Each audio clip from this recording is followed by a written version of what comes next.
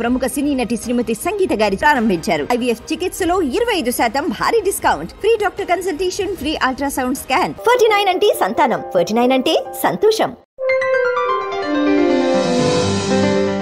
నమస్తే, welcome to YoYo TV. Telangana PCC అధ్యక్షుడిపై స్పష్టత వచ్చినట్టు తెలుస్తోంది. అనేక సంప్రదింపులు, సమాలోచనల తర్వాత తెలంగాణ PCC బాస్ ఎవరనే దానిపై అధిష్టానం తుది నిర్ణయానికి వచ్చినట్లుగా సమాచారం.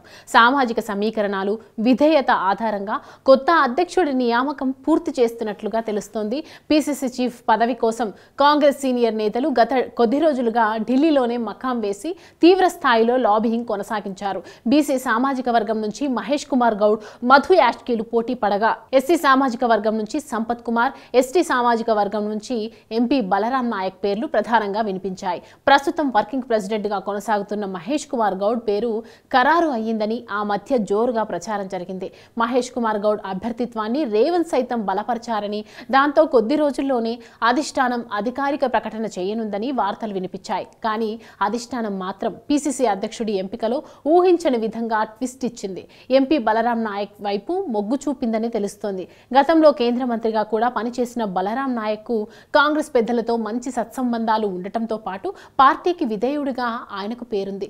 ఆయన విధేయతను పరిగణలోకి తీసుకొని దాదాపుగా బలరాం నాయక్ పేరును ఖరారు చేశారని, రేవంత్ విదేశీ పర్యటన ముగించుకొని వచ్చాక ఈ నెల 15న అధికారిక ప్రకటన ఉంటుందని అంటున్నారు.